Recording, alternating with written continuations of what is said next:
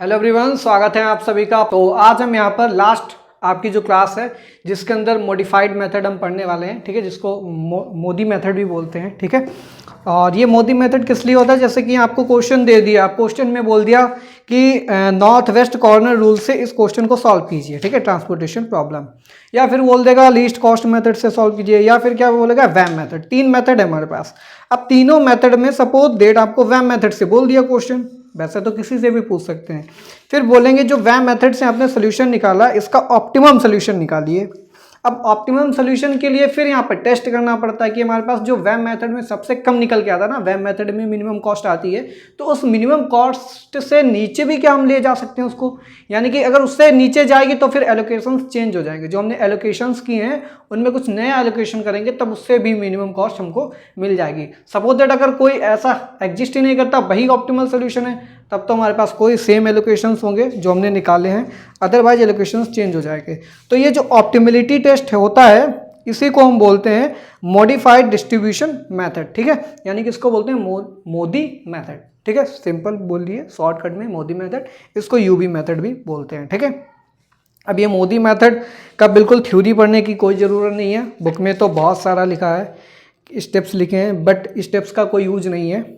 मैं डायरेक्टली आपको question solve करके बताऊंगा। एक बैलेंस्ड प्रॉब्लम के लिए लेंगे, एक अनबैलेंस्ड के लिए लेंगे, जिससे आपको क्लियर हो जाएगा कि जो मोदी मेथड है वो बैलेंस्ड और अनबैलेंस्ड में कैसे हम यहाँ पर लगाते हैं, ठीक है।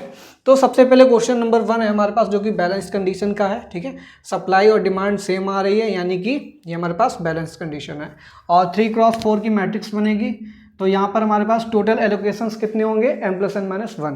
तो 4 3 7 -1 6, ठीक है। टोटल 6 एलोकेशंस होंगे। इसको आपको सॉल्व कर लेना पहले। अब ये बोल रहा है ट्रांसपोर्टेशन प्रॉब्लम किससे सॉल्व करनी है, तो दिए नहीं है, तो सिंपली है आप कोई भी मेथड लगा सकते हैं, ठीक है। कोई भी मेथड लगा लीजिए।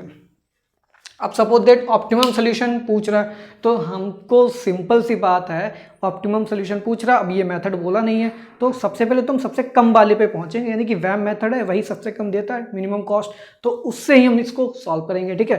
तो इसको वैम मेथड से सॉल्व कर लीजिए, ठीक है। वैम मेथड से सॉल्व करने के बाद फाइनली आपके पास एक एलोकेशन की टेबल बनेगी, वहाँ पे एलोकेशंस हो जाएंगे, वहाँ से मिनिमम कॉस्ट निकल के आ जाएगी, ठीक है। तो पूरा सॉल्व करेंगे, जैसे लास्ट क्वेश्चन कराएं ये आपको सॉल्व करना है, ठीक। फाइनल जो टेबल आएगी एलोकेशन की टेबल, मैं वो टेबल आपको बना के बता रहा हूँ, ठीक है। तो इतना आपको लिखना है, टोटल सप्लाई, बैलेंस्ड कंडीशन है, इनिशियल बेसिक फीजिबल सोल्यूशन निकाल लेना है। 88 रुपीज़ आएगा आपका, ठीक है। 88 रुपीज़ आने के बाद फिर आप ये लाइन लिखेंगे, to check optimality we apply MODI method to get optimum solution, ठीक है। तो यहाँ पर दो टेबल्स बनती, एक बनती है एलोकेटेड सेल्स के लिए और दूसरी बनती है नॉन एलोकेटेड सेल्स के लिए, ठीक है। सबसे पहले हम एलोकेटेड सेल्स के लिए टेबल बनाएंगे, तो पहले तो एलोकेटेड टेबल बनाएंगे, ठीक है। तो यही टेबल बनेगी इसके नीचे, तो यही टेबल को इसी में हम एलोकेशन किए दे रहे हैं, ठीक है। फाइनली जो टेबल निकल के आएगी, देखिए ये 2 पे 3 का एलोकेशन हो जाएगा, ठीक है। 7 पे 1 का एलोकेशन होगा, इस 6 पे 3 का एलोकेशन होगा, ठीक है। और ये 3 1 का होगा, 3 का होगा, यहाँ पे 1 का एलोकेशन होगा, और 4 पे कितने का होगा, 4 का एलोकेशन होगा। ये वैम मेथड पे एलोकेशन टेबल आपकी निकल के आ गई है, ठीक। अब आपको क्या करना है, दो टेबल बनानी है। पहली बनानी for allocated cells, for allocated cells, और दूसरी बनेगी for non allocated, for non allocated cells, ठीक।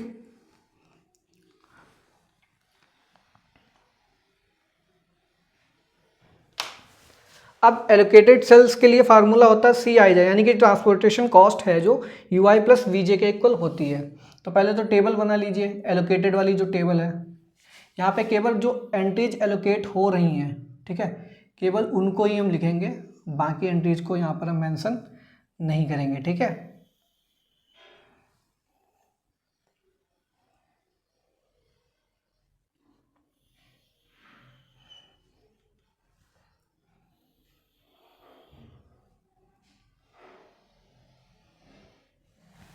ठीक, तो यहाँ पे हमारे पास हो जाएगा O1 O2 O3, फिर ये D1 D2, D3 और ये D4, ठीक।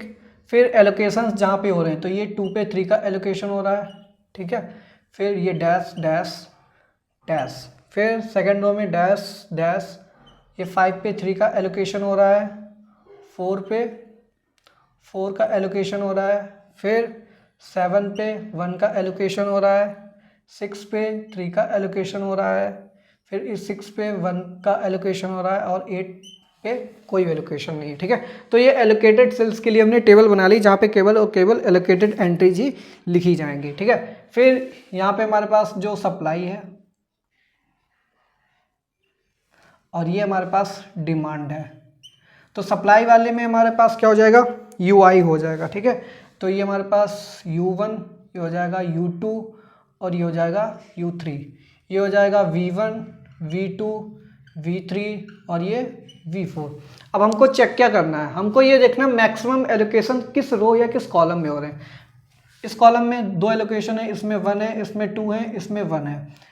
रो वाइज देखिए 1, इसमें 2 एलोकेशन है, इसमें 3, तो मैक्सिमम एलोकेशन रो वाइज हो रहा है, वो भी थर्ड रो के अंदर।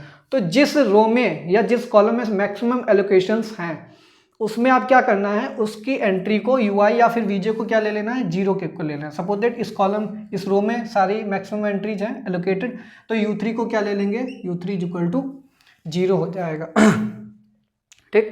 U3 इक्वल टू हमारे पास क्या आ जाएगा, 0 आ जाएगा, ठीक। अब हमको बाकी वैल्यूज़ निकालनी है, U1, U2, V1, V2, V3, ठीक। अब जब U3 हमारे पास 0 हो गया है तब हम चेक करेंगे, यहाँ पे सपोज दैट ये आ रहा है 6, तो 6 पे एलोकेशन कितने का, यहाँ पे 1 का एलोकेशन है, ठीक है, 1 यूनिट का। फिर कॉस्ट किसके इक्वल आ रही है, CIJ इक्वल टू क्या है, UI प्लस VJ, यानी कि दिस प्लस दिस मिला के हमारे पास कॉस्ट कितनी आनी चाहिए, 6 आनी चाहिए, ठीक है। लेकिन U3 हमारे पास 0 है तो V3 में क्या हम लिखें कि हमारे पास 6 मिल जाए टोटल, ठीक है। तो यहाँ पे V3 की वैल्यू किसके इक्वल होगी, ये 6 के इक्वल हो जाएगी, ठीक। इसी तरीके से इस पे आ जाइए, ये U3 0 है, अब V2 में क्या हम V2 की वैल्यू क्या लें कि 6 के इक्वल हो जाए, तो ये भी इक्वल टू 6 हो जाएगा, फिर ये इक्वल टू 7 हो जाएगा। भाई फार्मूला ही तो लगाना है, कॉस्ट जो है कॉस्ट किसके इक्वल होनी चाहिए, UI प्लस VJ के इक्वल होनी चाहिए, ठीक। यहाँ पे आ जाओ U2 पे, तो सपोज दैट 5 इस एंट्री को ले लो, तो यहाँ पे देखिए हमारे पास V3 की वैल्यू 6 है, तो इसके सामने U2 आ रहा है, तो U2 और प्लस V3 को ऐड करने पे हमको 5 मिलना चाहिए, तो 6 में क्या ऐड करें कि हमारे पास 5 आ जाए, तो सिंपल है U2 की वैल्यू -1 ले लीजिए, तभी तो -1 और 6 को ऐड करने पे 5 मिलेगा, ठीक है, ये भी हो गया।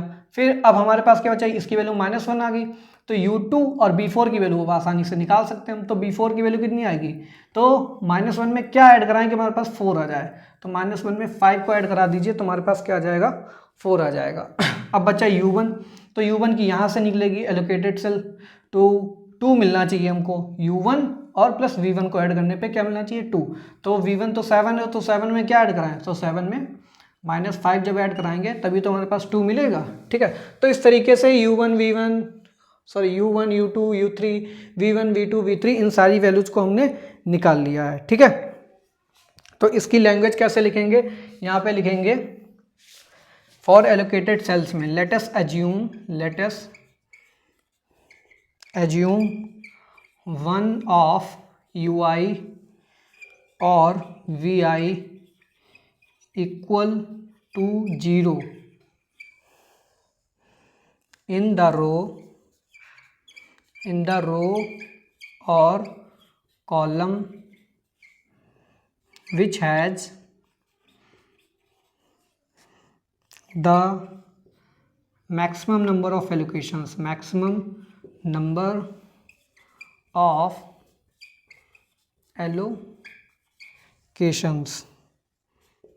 that is in R3, number of allocations is equal to 3, maximum allocation R3 में आ रहे हैं। इसके बाद ये टेबल बना लेनी है। अब जो नॉन एलोकेटेड है, नॉन एलोकेटेड के लिए बनाइए टेबल। अब जो नॉन एलोकेटेड सेल्स हैं, नॉन एलोकेटेड सेल्स में हमको बस ये चेक करना है कि हमारे पास जो CIJ है, CIJ minus U I plus V J का जो डिफरेंस है वो पॉजिटिव है या फिर नहीं। अगर सारा डिफरेंस पॉजिटिव आ रहा है तब तो हमारे पास ऑप्टिमम सोल्यूशन मिल जाएगा जो हमारे पास आ रहा था। अगर सपोज दैट पॉजिटिव नहीं निगेटिव आ रहा है तब उस केस में हमारे पास इससे भी नीचे एक सोल्यूशन हमको मिलेगा। इससे भी इस कॉस्ट को भी मिनिमाइज किया जा सकता है। देखिए कैसे किया जा सकता है। ये हो जाएगा D1, ये हो जाएगा D2, ये हो जाएगा D3, ये हो जाएगा D4। ठीक, ये हो जाएगी डिमांड, ये हो जाएगी सप्लाई, ठीक है, ये हो जाएगा O1, O2, O3। तो यहाँ पे जो भी नॉन एलोकेटेड है, तो नॉन एलोकेटेड में क्या आ रहा है, ये 2 आ रहा है, ये 2 आ रहा है, ठीक है, ये 1 आ रहा है, 2 2 1 हो गया। फिर ये हमारे पास 10 आ रहा है, 8 आ रहा है, फिर डैश डैश, फिर ये डैश डैश डैश, फिर ये हमारे पास 8 आ रहा है। ठीक, और यहाँ पे ये हो जाएगा U1, ये हो जाएगा U2 और ये हो जाएगा U3, ये हो जाएगा V1, ये V2, ये V3 और ये V4। सबकी वैल्यूज को रख दो। इसकी वैल्यू 7 है, ये 6 है, ये 6 है, ये 5 है। U3 की वैल्यू कितनी है, U3 is equal to 0, U2 is equal to -1, U1 is equal to -5। Delta IJ is equal to क्या है, CIJ minus UI plus VJ। अब हम यहाँ पर डेल्टा की वैल्यूज़ निकालेंगे।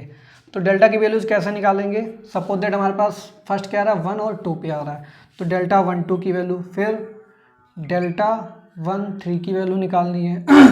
उसके बाद डेल्टा 1 4 की वैल्यू निकालनी है, फिर डेल्टा 2 1, फिर डेल्टा 2 2 और फिर कहाँ पे आ रहा है हमारे पास फाइनली डेल्टा 3 4 पे। ठीक है, रो इनटू कॉलम, तो 3 4 पे।